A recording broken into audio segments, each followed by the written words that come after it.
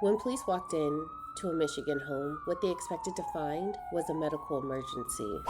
But instead, they found a torture chamber equipped with cameras, locks, shackles, and a mom calmly trying to explain how her 15-year-old son had been on a 15-day hunger strike. This is Shonda, a woman so educated, so brilliant, and so manipulative that she convinced herself that unaliving her son was just an act of discipline. And this is Timothy, a high-functioning special needs teen who needed support, not punishment. When the paramedics arrived, Timothy weighed only 69 pounds. His skeletal frame was draped in baggy clothing. His skin clung to bone. The autopsy showed signs of dehydration, starvation, and hypothermia in the middle of the summer. When investigators walked into the home, they realized that Timothy wasn't just in danger, he was being tortured by his family. It was clear that Timothy was living in captivity. Everywhere they looked, there were signs of deliberate cruelty against this child. There were locks on the fridge and freezer to keep him out just in case he snuck food. They found leg shackles in the basement. They also found bags of zip ties and surveillance cameras, including one in a tiny closet where Timothy was left to sleep. And the tiny closet had a lock to the outside. That closet was Timothy's room. He was forced to stand inside that closet for hours at a time. And not just stand in the closet, he was forced to stand up against the wall with his hands interlaced behind his head, dared to move. He'd be left facing the wall for hours at a time, being prevented from resting or sleeping. And poor Timothy, he slept on a tarp inside the closet, under surveillance. Often, Timothy was punished by being forced to eat bread soaked in hot sauce. And not just one piece of bread, like 3 or 4 pieces at a time.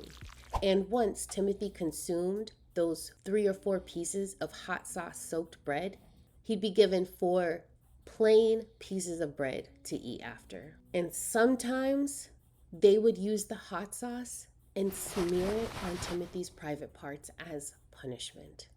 Timothy wasn't doing anything out of the norm. He was a high-functioning special needs child. He would get hungry, go into the kitchen, try to get a snack. He would be punished for that. He'd be punished for breathing wrong. He'd be punished for sleeping wrong. He'd be punished for looking at them wrong. He'd be punished for not being able to keep up with the mental mind games that they played with him. Oh, go see if he's hungry. If he says yes, then he's really lying. They would make one pizza roll and bring it up to Timothy and put it right in front of his face. Let him smell it. Let him nearly taste it as it's rubbing his lips. And they would ask him, "Are you hungry?" They were starving Timothy, so they knew he was hungry. And when Timothy would break and say yes, they would snatch the pizza roll from in front of his face and force him to eat those plain pieces of white bread soaked in this nasty hot sauce. Another way that they punished Timothy was putting him in ice baths. And not like 5-10 minutes in an ice bath. They would leave poor Timothy in there for hours at a time. The one leading up to him being unalived, it was a 9-hour time frame that they left Timothy in a bathtub full of ice and cold water. And Shonda called it behavioral discipline. She had no empathy, no care, no concern. As a matter of fact, all of those cameras were all over the house and inside that tiny closet because she wanted to keep an eye on Timothy 24/7. Even when she was sleeping, she would do her best to stay awake to watch him, to ensure that he was breathing out of his nose if that's what she told him to do for the day. That's not discipline, that's torture. And that bitch needs her ass whooped. And here's the thing about Shonda. She wasn't some uneducated, mentally disabled parent. She wasn't an overwhelmed parent. She was very capable.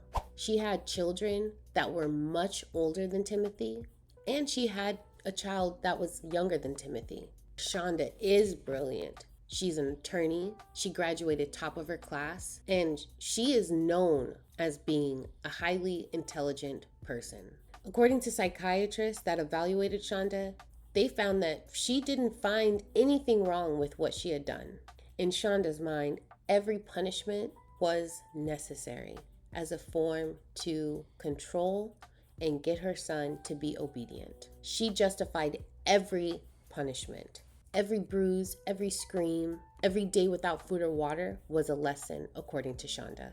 She truly believed that she was helping her son become more obedient. And because Shonda is so intelligent, her control wasn't fueled by chaos. It was methodical, well thought out and planned. Shonda was building a prison and calling it parenting. Shonda enlisted her son Paul as the enforcer, especially when she was at work or away from the home. Shonda would direct Paul through text messages with step-by-step instructions on exactly how to punish Timothy. And Paul never refused, never said no, never objected to any of her requests. And he never got any help for his brother.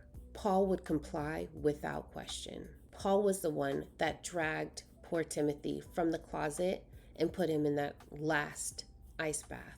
Paul was the one that would make Timothy stand in that tiny closet with his hands behind his head. Paul was the one that tortured him with food. Paul was the one doing the taunting. Paul was also convicted for Timothy's death. He was sentenced to a minimum of 30 to 100 years for first-degree child abuse. When the judge read his sentence, he hung his head. He didn't even have the respect or decency to look the judge in the eye during his sentencing. But his head shot straight up in the air when he heard that he'd be serving a minimum of 30 to 100 years in prison for first-degree child abuse against his brother. The judge went back and forth, trying to figure out, maybe Paul was also being manipulated. But no, like his mother, lacked empathy and compassion for his brother. He never, ever asked for help. He never, ever told his mom no. And everything that he was told to do in those text messages, he did without question. He had no remorse for his brother's death.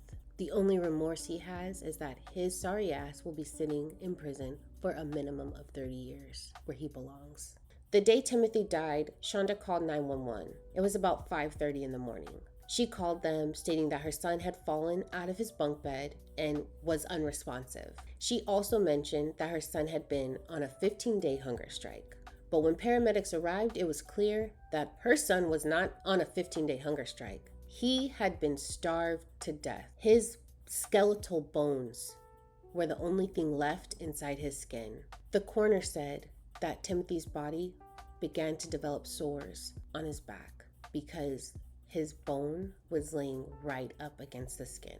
He was 69 pounds when they found him. The paramedics, by looking at him, estimated him to be about 50 pounds.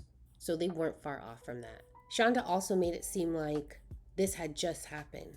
However, when paramedics found Timothy's body, he was already cold. His body had begun to stiffen. Rigor mortis was setting in. So it was apparent that Timothy had already been gone for hours. Investigators found motion sensors throughout the home and in the basement. They also found that a lot of the surveillance data had been deleted or was coming off of servers in countries that they didn't have any jurisdiction in. But they also found that Shonda's story had been concocted. The investigators were fortunate enough to find one SD card on a camera that they had forgotten to destroy. And that camera happened to be the one that was in the closet where Timothy lived and took his last breaths. They were able to get the evidence that they needed to arrest Shonda and her son for their negligence. The SD card that they found recorded Timothy's last moments. Shonda leaning over Timothy and whispering, "See, dummy, you can breathe through your nose. You don't need your mouth," as she held her hand over his mouth, forcing him to breathe out of his nose. Those were some of the last words that Timothy ever heard. A child psychologist that interviewed Timothy's younger sibling that was in the home at the time, asked the sibling a series of questions to see what was going on from the child's perspective in the home. When asked about their mom, the child whispered, "Mommy and bad boys don't mix." So the child psychologist presses more. "So what made Timothy bad?"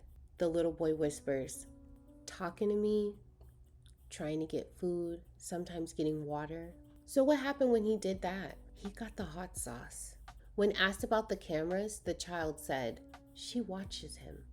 She watched him hard, even when she was sleeping." And when asked what the child thought happened to his brother Timothy, "His punishment made him die," was his response. Shonda was convicted of first-degree murder and first-degree child abuse. She was sentenced to life in prison without parole, and an additional 50 to 100 years were added to her sentence for the child abuse. The next day after her conviction, her parental rights were terminated, and Shonda had the audacity to sit her ass in court and try to object, wondering why her parental rights were being taken away from her youngest child. Like, bitch, are you dumb?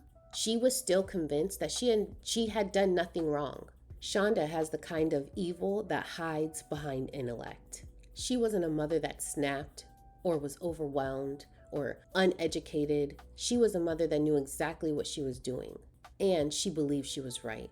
She turned parenting into punishment, intelligence into weaponry, and motherhood into murder. Her brilliance didn't make her human. It made her dangerous to her own babies. And poor Timothy, he never had a chance. And the most chilling part is that Shonda will live her sorry ass fucking life in prison, thinking and believing that she was the victim in all of this. She's sick. Sometimes evil doesn't come from lack of empathy. Sometimes evil doesn't come from ignorance. It comes from well-calculated intelligence without empathy.